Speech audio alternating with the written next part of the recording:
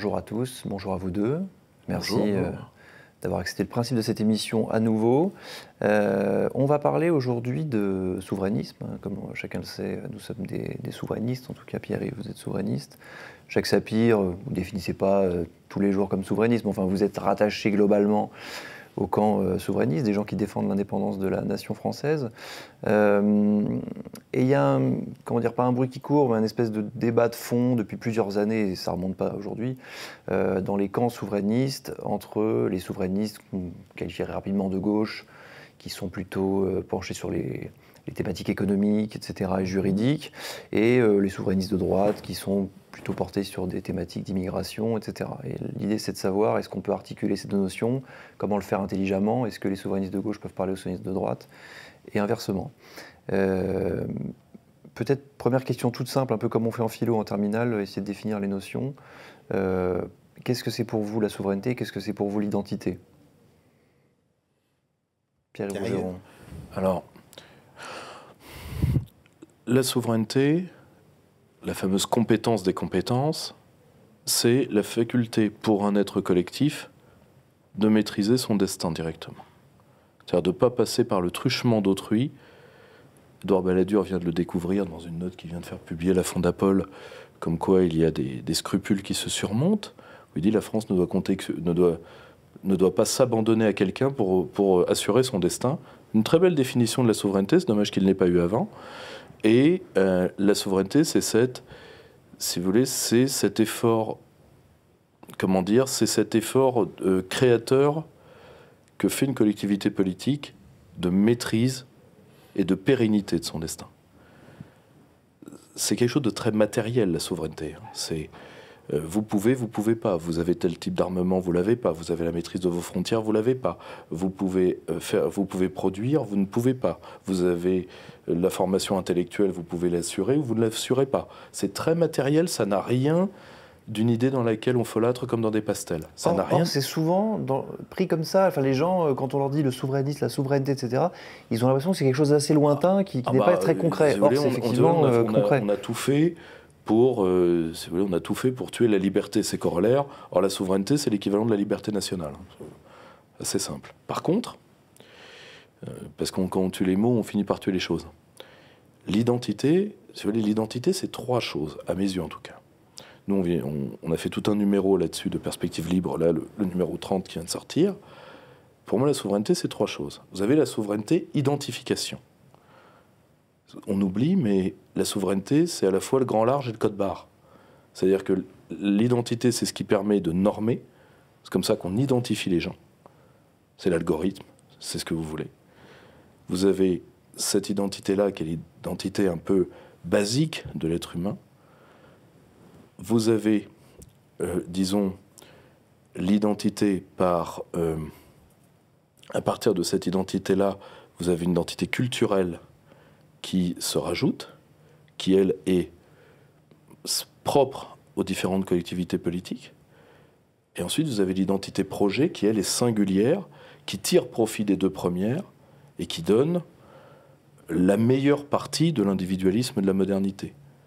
Mais qui, également, peut donner, quand elle tourne au fixisme, c'est-à-dire à une sorte de définition de soi qu'on a quand on est angoissé, donc on s'accroche à des oripeaux parce que tout se déroule, tout se défait sous vos yeux, tout tombe sous vos pas et tout se détricote entre vos mains. Et là, vous prenez des bribes, souvent d'ailleurs plus imaginaires que réelles, et vous vous y accrochez mordicus par un phénomène psychologiquement tout à fait normal. Ça commence avec les jeunes enfants, ce qu'on appelle l'identification moi-peau. C'est quand l'enfant finit par dire « je » à travers ses traits et ceux de ses parents. C'est normal, et dans les temps d'angoisse, on oublie l'identité projet, on oublie la force qu'un véritable phénomène identitaire peut donner de projection et d'affirmation. Philippe Forget en parle très bien. Et on retourne à des phénomènes beaucoup plus basiques qui permettent de distancier amis, ennemis, adversaires dans une définition assez grégaire du fait politique. Jacques Sapir. Moi, je suis assez d'accord avec ce type de définition. Effectivement, la souveraineté, c'est la capacité de décider en dernière instance. Quand un pays a la capacité de décider en dernière instance, il est souverain. Et évidemment, cette souveraineté, elle doit se construire dans toute une série de domaines. De l'économie, la finance, la culture, l'éducation. Bon. Tout ceci fait partie, on a parlé par exemple de souveraineté pharmaceutique, de souveraineté médicale. Bon, voilà, tout ceci fait partie de la souveraineté. La notion de souveraineté, c'est la capacité de décider en dernière instance. Après, l'identité, c'est quelque chose qui a nécessairement plusieurs niveaux. Il y a d'abord une forme d'identité collective. Une identité en tant que peuple. Et on sait très bien que cette identité en tant que peuple, elle est construite par des institutions politiques, par une histoire politique, par la manière d'ailleurs dont des institutions transmettent et font vivre l'histoire politique du peuple. Le récit national, c'est constitutif de cette identité. Et cette identité collective, on peut effectivement, quand on ne vient pas de cette société, on peut y adhérer. On peut même y adhérer avant même de faire partie de cette société. Je prends l'exemple de ma famille. Mon père avait le choix, aller en Grande-Bretagne ou en France. Pour lui, alors il parlait très bien français, il avait appris l'anglais à l'équivalent du lycée en Pologne, et pour lui, la France, c'est le pays de la Révolution, c'est le pays d'une forme construite de liberté, et donc il choisit consciemment d'aller en France. Bon. Donc là, c'est déjà cette idée de il y a une identité collective, et je peux me reconnaître dans cette identité collective. Et en fait, on constate qu'il y a eu énormément de gens qui ont immigré en France dans les années 20 et dans les années 30, qui ont ce type de comportement. Certains sont devenus des héros typiquement français. Romain Gary, une personnalité beaucoup moins connue, mais qui a été essentielle dans la bataille de Bir Hakeim, et qui se fera tuer malheureusement au début de l'offensive britannique à El Alamein, le colonel Amilcar Vary, prince géorgien, devenu colonel de la Légion étrangère, et qui déclare « La France m'a donné son identité, la meilleure chose que je puis faire désormais, c'est de me faire tuer pour elle ». Bon, donc ça, voilà, c'est une notion de l'identité. Après, on a des identités qui peuvent être des identités individuelles. La manière dont on se reconnaît par rapport à certains groupes dont sa famille ou dont une partie de sa famille peut être issue. Bon, oui, c'est clair, une partie de mon identité, elle est aussi reliée au Midi, parce que ma mère était de Vence, Alpes-Maritimes, et donc voilà, je me reconnais parce que j'ai le parler du Midi, quand je le veux, je peux parfaitement l'utiliser, donc ça fait partie. On a aussi, dans ces identités individuelles et des identités de petits groupes, la notion de la religion. Alors, pas nécessairement au sens de la pratique religieuse, mais vous allez voir, prenez un grec, y compris des Grecs d'extrême gauche, des amis qui sont au Parti communiste grec, ils vont se définir comme orthodoxes.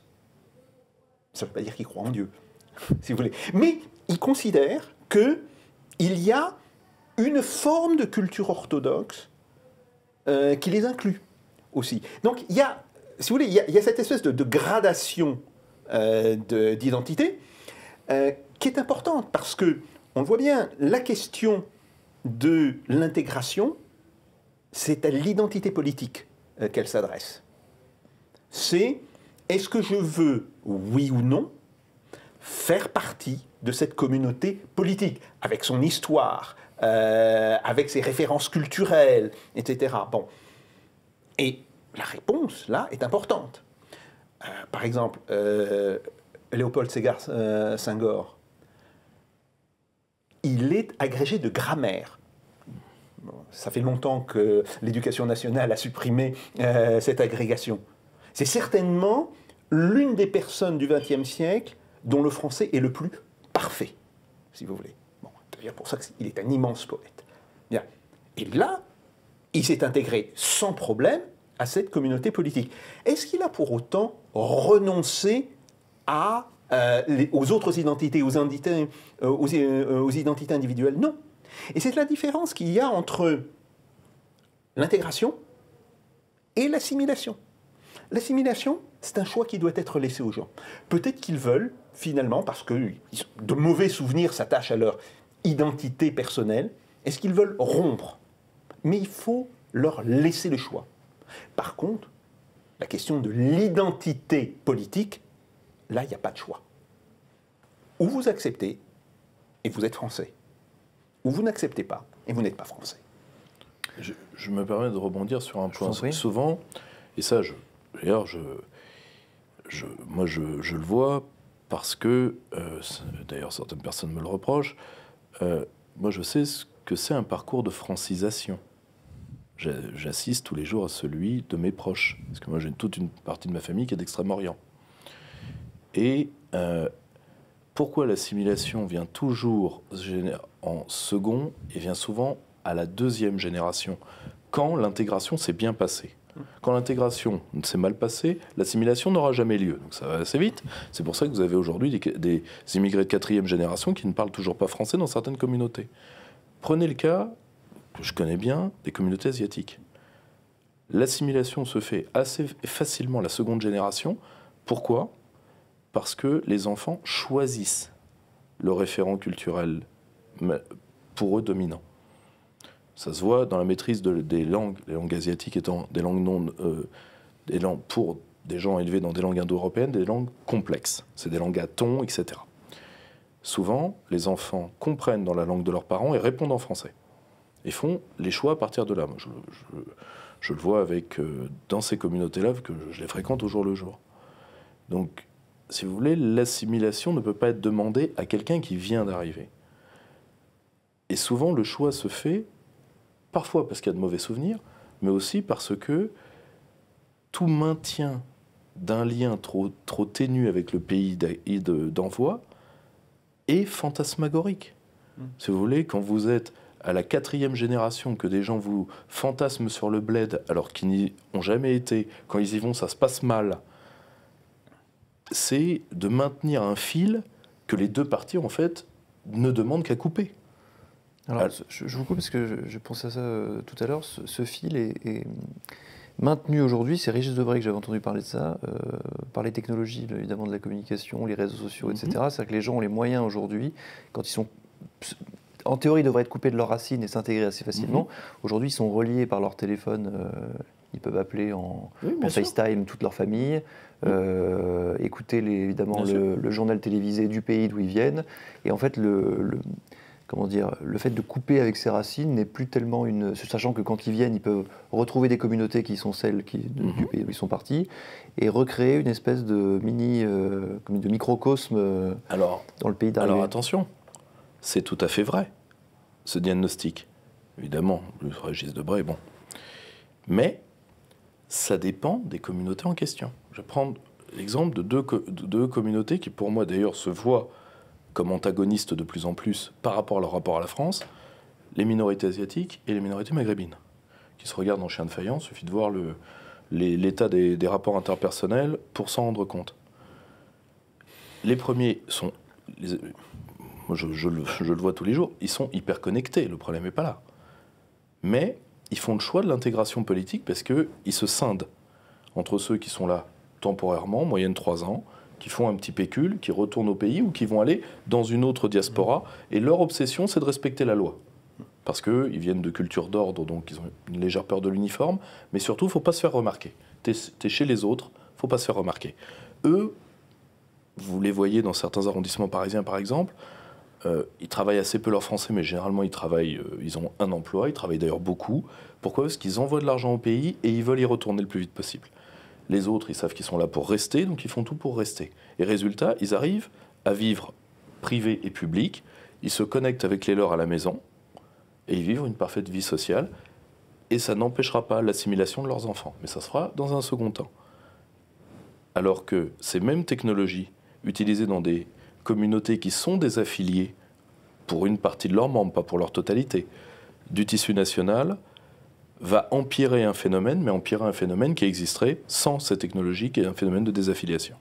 Tout à fait. Et je pense que là, pour une fois, je serai en désaccord avec Régis Debray. Ce n'est pas tellement une question de technologie. Je reprends encore l'exemple de ma famille. Mon père, alors probablement parce qu'il avait été victime à son arrivée en France d'un racisme, l'antisémitisme, aussi un racisme. Alors, il était assimilé à un Polonais. Il n'est pas polonais, il vient de Russie. Mais la famille s'étant établie à partir de 1921 en Pologne, et il avait fait toutes ses études à Varsovie, il était d'une certaine manière considéré comme polonais. Bon. Il a cherché à aller au-delà de l'intégration, à aller vers l'assimilation, à tel point qu'il réagit pas très bien quand je décide de faire du russe au lycée. Par contre, sa mère, ma grand-mère, mais elle maintenait ouvert ce lien avec la Russie. Alors bien sûr, elle aurait eu du mal à retourner en Union soviétique. Elle est morte en 1980. Elle aurait eu du mal à retourner. Mais elle s'était abonnée à toute une série de revues soviétiques qu'elle continuait de recevoir. Et avec moi, elle me parlait russe. Bon. Le seul moment où mon père parlait russe, c'est quand il parlait avec sa grand-mère, d'ailleurs. Il s'engueulait un petit peu. Il ne voulait pas que les autres entendent, donc il parlait en russe. Et puis un jour, mon père a compris que je comprenais. Bon. Et donc, d'une certaine manière, ce lien avec la culture du pays d'origine pouvait tout à fait se maintenir sans les formes technologiques modernes. Alors par contre, ce qui est vrai, c'est que les moyens techniques, que ce soit la télévision, maintenant effectivement les téléphones portables, permettent d'une certaine manière à la fois d'être beaucoup mieux connectés avec l'ensemble, je ne dirais pas de la propagande, mais l'ensemble du climat du pays, et surtout d'avoir cette forme de connexion avec les formes de représentation, avec l'imaginaire. Un imaginaire qui lui-même évolue. Je suis persuadé que l'imaginaire pour l'Algérie ou le Maroc d'aujourd'hui n'est plus celui qu'il était dans les années 70 ou dans les années 80. Bon. Et de ce point de vue-là, je voudrais signaler, il y a un petit livre qu'a écrit Madame Agathe Boudjala, Nostalgériade. Elle était venue ici pour en parler. Qui raconte très bien comment ça fonctionne, avec en plus cette illusion du niveau de vie. Ah oui, c'est pas cher, on vit bien en Algérie. Pourquoi? Parce que la différence de taux de change est telle que vous passez pour pauvre en France, mais vous transposez cette pauvreté en Algérie, et au contraire, elle vous donne un sentiment d'opulence. C'est purement une affaire de taux de change, si vous voulez. Mais ça joue aussi beaucoup dans les représentations. Et vous, Pierre-Yves, qui connaissez fort bien les milieux souverainistes et qui accompagnez beaucoup de jeunes souverainistes en France, on a l'impression aujourd'hui qu'il y a une vraie dichotomie, alors que ce que vous dites globalement, c'est que un souverainisme bien compris et intelligent devrait intégrer un rapport à l'identité qui ne soit pas pathologique, mais qui serait naturellement, comme chez De Gaulle, il y a tout un discours sur l'identité de la France, c'est un souverainiste et on lui reproche pas de choisir entre les deux, etc. Aujourd'hui, il y a toute une partie des jeunes militants qui, en général, enfin, en tout cas c'est parfois vécu comme ça, soit ils sont souverainistes, et c'est pratiquement une forme de gauchisme, soit ils sont identitaires directement, et ça part de l'autre côté de l'échiquier. Comment est-ce qu'on sort de ce rapport un peu radical et pathologisé au débat? Je vais essayer sur ces questions-là de faire le contraire de ce que je fais d'habitude, d'essayer de froisser personne, et surtout d'essayer de frapper du scalpel et pas du sabre pour une fois.